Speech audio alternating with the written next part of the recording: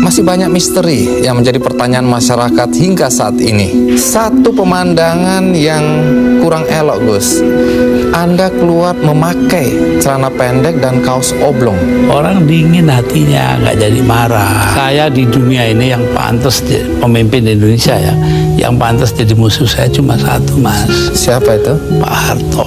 Saya diperintah oleh 5 orang sesepuh saya. Itu saja, kalau mereka memerintahkan apa saja masuk api, masuk api. Tanpa perlu berpikir? Tanpa perlu berpikir. 5 orang itu, saya nggak sebut namanya. Karena departemen itu yang mestinya mengayomi rakyat, ternyata korupsinya gede-gedean. Kalau membunuh tikus kan tidak perlu membakar lumbungnya. Oh memang. Kenapa Anda bakar lumbungnya? Bukan. Karena tikusnya sudah menguasai lumbung. Ya, anggap itu soal politik lah. Pak Harto juga bukan soal pribadi kok, itu soal politik. Politik mengharuskan itu. Tapi saya tahu juga kebiasaan Raja Jawa. Pak Harto kan anggap dirinya Raja Jawa. Apa yang dilakukan tangan kanan, tangan kiri nggak boleh tahu. Saya pengen ngomong dengan Gus Dur panjang-panjang tapi nggak bisa. Itu tuh. Kenapa nggak bisa? Ya karena dia pelupa itu. Pak Harto itu orang pinter loh. Jasanya bagi bangsa ini besar sekali walaupun dosanya juga besar. Siapa tokoh yang Anda anggap pantas untuk memimpin bangsa ini ke depan? Lebih dulu tanyalah, apa yang harus diperbuat bangsa kita? Bangsa kita ini paling kaya di dunia, kok jadi paling melarat sekarang? Saya dapat informasi katanya Anda dipaksa oleh paman. Paman siapa? Jadi saya punya paman. Nanti dulu. Ibu Sinta, apa sifat-sifat Gus Dur yang paling menyenangkan buat Anda? Gus Dur, ada satu misteri yang Anda harus ungkapkan pada kesempatan ini. Yaitu katanya kalau Gus Dur tidur, kita ngobrol, kita diskusi, Gus Dur bangun langsung nyambung. Apa betul itu, Gus? Saya dengarkan apa kata terakhir yang saya ingat ya. Nah tentu mereka belum bicara jauh dari situ-situ aja Mas.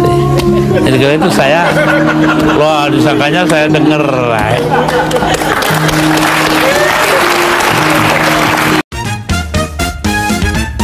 Gus Dur secara paksa melalui sidang istimewa MPR pada tanggal 23 Juli tahun 2001. Apakah benar sampai saat ini Gus Dur belum menerima pencopotannya secara paksa tadi? Belum.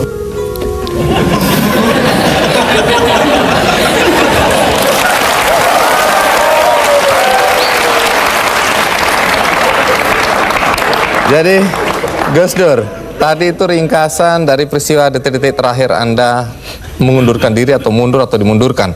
Nah, apakah sampai sekarang Anda dilengserkan? Apakah Anda masih tetap sampai saat ini tidak menerima dan menganggap itu tidak sah? Oh, nggak benar, nggak sah emang. Itu proyek politik dari MPR. Karena itu Amin Rais tidak merasa perlu memberitahu saya. Iya, dulu Anda atau sampai sekarang bahkan Anda tetap menganggap itu sebagai pelanggaran konstitusi. Pelanggaran apa sebenarnya? Pelanggaran konstitusi karena di situ ada insubordinasi. Insubordinasi itu siapa yang mimpin? Yang mimpin Kapolri Bimantoro dan Panglima TNI namanya Widodo AS, sekarang Menko. Udah itu apa adanya saya ngomongin. Tapi begini Gus, setelah Anda merasa itu tidak sah, tapi toh kenyataannya Gus Dur digantikan oleh Megawati, kemudian sekarang kita punya presiden namanya SBY, semua berjalan normal saja. Lalu apa negatifnya bagi bangsa dengan pencopotan Anda tadi? Bukan soal bangsa, ini soal hukum. Saya dilengserkan secara politis, secara hukum belum pernah dibuktikan saya bersalah. Yang bersalah bahkan pansusnya DPR yang dipimpin oleh sekarang Menteri Sosial Bakhtiar Hamzah. Yaitu menurut undang-undang pansus-pansus itu harus tutup pintu supaya nggak didengar orang dari luar. Tapi oleh Bakhtiar Hamzah dibuka 10 cm, di situ berjejer-jejer lah tipnya wartawan. Nah kan, waduh, semua yang ada dalam sidang diketahui dunia luar. Itu pula yang membuat saya, oh ya kalau gitu mereka maksudnya melengsarkan saya dengan segala cara. Hukum nggak hukum. Tapi sesudah itu apa upaya yang Anda lakukan? Nggak ada. Sebab penakut bangsa ini. Kenapa Anda bilang penakut? Bangsa ini penakut karena tidak mau bertindak kepada yang bersalah. Akhirnya gak ada yang ditindak toh. Tapi sekian tahun sudah berlalu, Gus. Untuk apa rasa penasaran, perasaan? Loh, saya nggak pernah itu terserah bangsa Indonesia. Saya itu memaafkan semua. Sampai istri saya marah kepada saya karena saya pergi ke rumah Megawati. Tapi kenapa Anda lalu ke Megawati kalau memang Anda marah dan kecewa? Saya nggak marah, yang mestinya marah itu bangsa ini. Mereka diem aja lah, kenapa saya jadi ribut? Saya nggak mau ribut. Baik, Gus Dur. Tapi disuruh memandang itu benar, nggak bisa dong. Orang kan ada batasnya. Barang antara benar dan salah. Jadi yang benar dalam hal ini istri saya.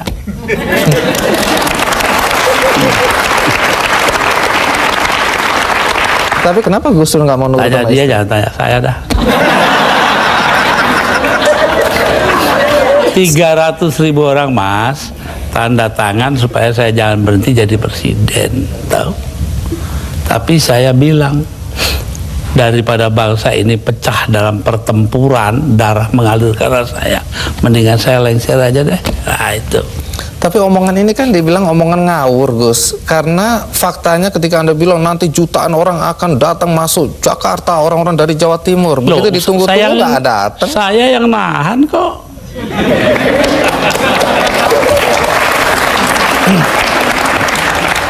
Jadi kalau nggak ditahan sama Gus Dur, datanglah beneran itu ya? Bukan begitu, artinya tetap saja kebenaran kita pertahankan, tapi sikap kita itu jangan sampai bangsa ini perang saudara. Dan itu pengorbanan Anda? Ya bagi saya bukan korban, biasa aja.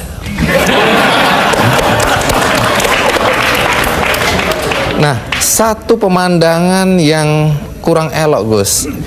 Anda keluar memakai celana pendek dan kaos oblong. Banyak orang bilang itu tidak pantas sebagai presiden Anda tampil seperti itu. Mengapa Anda tampil seperti itu? Lah ya itu supaya saya nggak dianggap presiden. Terus manfaatnya apa dengan dianggap tidak sebagai presiden? Loh, orang dingin hatinya, nggak jadi marah. Tapi Gus Dur, dalam upaya mencopot Anda, siapa orang yang paling bertanggung jawab atas pencopotan tersebut menurut Anda? 2. Siapa? Amin Rais dan Megawati. Mengapa? Hah? Tanya sana dong, kok tanya. Nah, kalau memang Megawati dan Amin Rais dianggap orang yang paling bertanggung jawab atas pencopotan Anda, apakah Anda dendam sama mereka? Nah, ngapain dendam sama Amin? Artinya Gus Dur sudah melupakan itu, sudah memaafkan. Maafkan, lupa sih enggak. Nah, pernahkah setelah peristiwa ini, apakah itu Megawati atau Amin Rais datang ke Anda untuk meminta maaf? Enggak ada. Mereka merasa dirinya benar, ya sudah. Besok-besok akan terbukti oleh bangsa ini sendiri kok. Pernyataan ini agak bertentangan dengan kenyataan bahwa kelihatannya Gus Dur sama Pak Amin Rais sama Ibu Megawati akur-akur aja, rukun-rukun aja. Saya di dunia ini yang pantas pemimpin Indonesia ya, yang pantas jadi musuh saya cuma satu, Mas. Siapa itu? Pak Harto. Artinya tapi apa itu pun saya hari raya masih ke sana, masih jadi teman baik saya. Artinya apa itu? Artinya saya nggak punya musuh dong di Indonesia.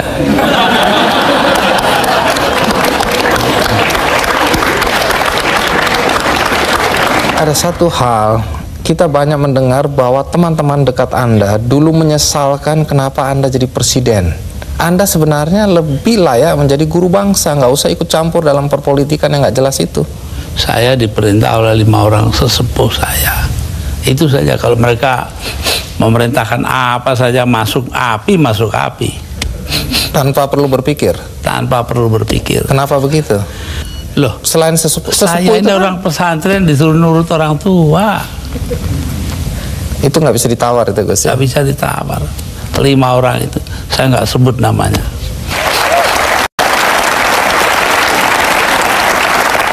Ya, Gus Dur, dalam 20 bulan sebagai presiden, prestasi apa saja sih yang sudah dicapai?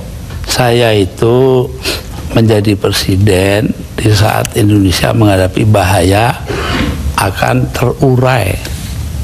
Kelompok-kelompok separatis ada di mana-mana.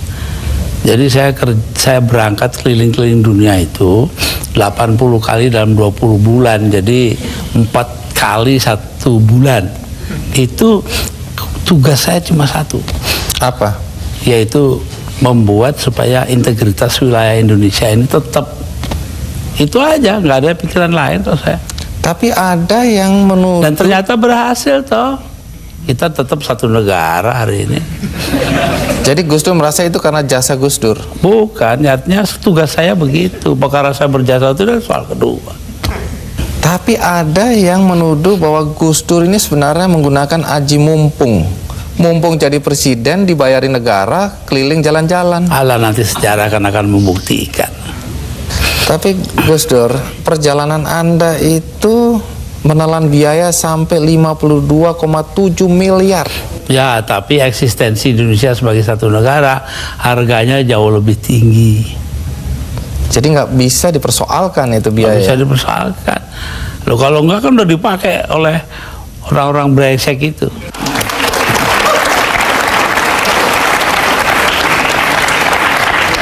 Salah satu yang masih menjadi perdebatan sampai sekarang adalah ketika Gus Dur membubarkan Departemen Sosial dan Departemen Penerangan. Kalau Departemen Sosial dulu, apa alasan persisnya? Sementara banyak orang terlantar yang harus diayomi oleh departemen itu. Persisnya itu. Karena departemen itu yang mestinya mengayomi rakyat, ternyata korupsinya gede-gedean. Sampai hari ini. Kalau membunuh tikus kan tidak perlu membakar lumbungnya. Oh memang. Kenapa Anda bakar lumbungnya? Bukan. Karena tikusnya sudah menguasai lumbung.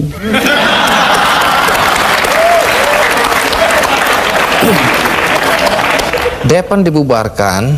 Kalau Depan jelas. Akibatnya sekarang pers itu sangat tidak terkontrol. Begini Bahkan pornografi sekarang merajalela. ya. Betul. Itu dosa Anda loh. Enggak dong. Dosa yang nyarin. Saya diapa-apakan itu saya bekerja menurut ketentuan Undang-Undang Dasar. Undang-Undang Dasar menjamin kebebasan berpikir, dan itu hanya mungkin kalau Depan nggak ada. Sekarang nggak ada kebebasan berpikir. Tapi kalau kebebasannya seperti sekarang nggak ada yang kontrol, Gus. Loh, Siapa ya aja bisa. Kita kontrol nanti dong. Siapa yang mengontrol? Ya antara kita aja. Kenapa sih masyarakat juga penting peranannya kok? Memang hanya pemerintah aja. Baik, Gus. Satu lagi hal yang dicatat ketika Anda menjadi presiden dan agak kontroversial, yaitu masalah PKI. Banyak orang begitu khawatir ketika Anda dulu mencabut TAP MPR nomor 25 MPRS 1966. Sebab bertentangan dengan Undang-Undang Dasar, Mas. Tapi itu ada kesan pembelaan Anda terhadap orang-orang ex-PKI Ya, dan keluarganya. terserah, kesan nggak kesan terserah. Apa alasan Yang Anda? terpenting itu bahwa tugas mengucilkan PKI itu bukan tugas negara. Itu yang penting. Apa artinya pemisahan agama dari negara kalau negara ngurusin segala hal? Padahal yang menentang PKI kan cuma beberapa gelintir orang aja. Jadi Anda tetap merasa bahwa apa yang Anda lakukan mencabut TAP MPR itu benar? Benar karena bersamaan dengan Undang-Undang Dasar gitu loh. Kenapa? Karena memang Undang-Undang Dasarnya begitu, mau diapain? Begitu itu bagaimana? Ya melindungi semua. Ya itu hasil daripada 7 abad lamanya kita berpancasila tanpa nama, yaitu yang dinamakan Bhinneka Tunggal Ika. Berbeda-beda tapi satu tujuan. Nah ini yang penting kita ngelihatnya dari situ. Kalau belakangan ini ada kekhawatiran PKI akan bangkit, Kenapa takut? PKI aja ditakuti.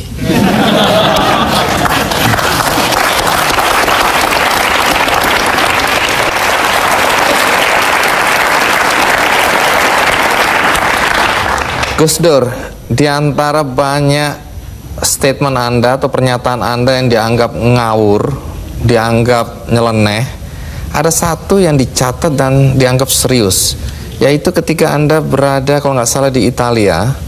Anda menyatakan bahwa pernah suatu ketika Faisal Tanjung, waktu itu Panglima ABRI, diminta untuk menghabisi Anda. Jadi yang minta adalah Pak Harto. Anda dan Megawati ingin dihabisi, dan statement itu terbuka loh, Gus Dur. Dugaan Anda kata-kata dihabisi ini, dihabisi karirnya atau dibunuh? Tanya Pak Harto. Kenapa? Karena Faisal Tanjung mengucapkan itu. Lalu Pak Wiranto sebagai Panglima Kostrad nelpon saya, Gus, Panglima saya kok bilangnya begini-begini ya. Saya anggap itu soal politik lah. Pak Harto juga bukan soal pribadi kok, itu soal politik. Politik mengharuskan itu. Tapi saya tahu juga kebiasaan Raja Jawa. Pak Harto kan anggap dirinya Raja Jawa. Apa yang dilakukan tangan kanan, tangan kiri nggak boleh tahu. Karena itu saya bilang sama Pak Wiranto, begini Pak Wir, tolong Anda pergi ke Pak Harto, tanya omongannya Faisal Tanjung yang begitu itu betul nggak? Apa jawabnya Pak Harto di Cendana kepada Pak Wiranto? Bahwa wah nggak mungkin dong saya begitu.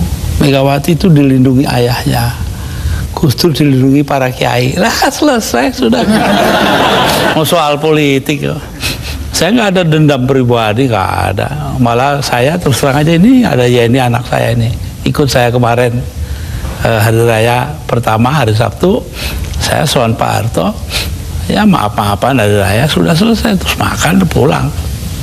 Ya, tapi ini kan untuk meluruskan sejarah, jangan sampai orang salah paham mengenai ini. Pak Faisal Tanjung juga secara terbuka mengklarifikasi bahwa tidak pernah ada itu. Jadi apa yang Anda kalau bilang, Pak Wiranto dong, dia mengatakan Pak Wiranto bohong. Anda bilang ada operasi naga hijau, naga merah, itu kan orang memang bilang, ya begitu, saya dengarnya kok. Gus Dur ini ngarang-ngarang aja. Ya saya nyatanya nanti sejarah akan buktikan betul tidaknya itu. Tapi Gus Dur sendiri pernah datang ke Pak Harto untuk mengklarifikasi ini? Nggak perlu, ngapain? Tapi dari penjelasan Pak Wiranto memang Pak Harto bilang tidak pernah ada karena tadi itu ya. Kayak kemarin ini saya ke tempatnya Pak Harto. Sepulang saya dengan suara terbata-bata karena Pak Harto itu sudah banyak lupa. Itu ngomong kepada para ajudannya. Ngomongnya apa? Saya pengen ngomong dengan Gus Dur panjang-panjang tapi nggak bisa. Itu tuh. Coba. Kenapa nggak bisa? Ya karena dia pelupa itu. Ntar banyak yang lupa. Pak Harto itu orang pinter loh. Jasanya bagi bangsa ini besar sekali walaupun dosanya juga besar.